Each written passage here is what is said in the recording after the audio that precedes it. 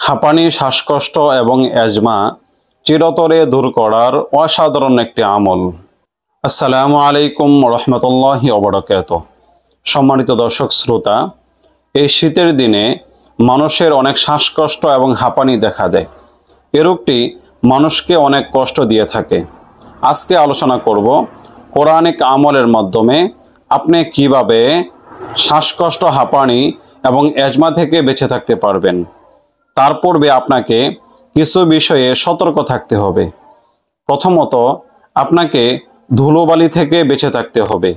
যদি আপনার নাক এবং মুখ দিয়ে ধুলোবালি প্রবেশ করে তাহলে আপনার শ্বাসকষ্ট দূর হতে অনেক সময় লাগবে এবং অনেক ঔষধে আপনার কোনো কাজে লাগবে না। এজন্য আপনাকে ওই শুষ্কতার দিনে ধুলোবালি থেকে বেঁচে থাকতে হবে।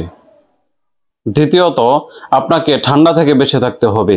যে সমস্ত কাজের কারণে মানুষের ঠান্ডা লাগে, অতিরিক্ত পানি দিয়ে গোসল করা অথবা অতিরিক্ত ঠান্ডা পানি দিয়ে গোসল করা, ওগুলো থেকে বেঁচে থাকতে হবে। গরম পানি দিয়ে ওযু করা এবং গরম পানি দিয়ে গোসল করার চেষ্টা করতে হবে।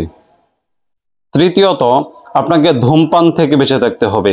পাশাপাশি যারা পান খান, পানের সাথে যারা জর্দা খান, ওগুলো খাবেন না। ওগুলো খাইলে আপনার শ্বাসকষ্ট এবং হাঁপানি ভালো হবে না। সুতরাং পানের সাথে জর্দা এবং ধূমপান থেকে বেঁচে থাকতে হবে। শ্বাসকষ্ট, হাঁপানির অসাধারণ যে একটি আমলের কথা বলবো, আমলটি হচ্ছে, এটি আল্লাহ তাআলার একটি গুণবাচক নাম। নামটি হচ্ছে ইয়া গফুর। এইটা আমল করার একটি বিশেষ পদ্ধতি রয়েছে। এই পদ্ধতি অনুসরণ করে ইনশাআল্লাহ আমরা আমল করব। এটি আমলের পদ্ধতি হচ্ছে, আমরা এক গ্লাস গরম পানি নিব। গরম পানি নিয়ে ওই গরম পানির উপরে আমরা প্রথমে 3 বার দুরূদ শরীফ পড়ব এবং 3 বার সূরাতুল ফাতিহা পড়ব এবং আল্লাহ তাআলার এই গুণবাচক নামটি পড়ব, ইয়া গফুর। এটি 3 বার পড়ব।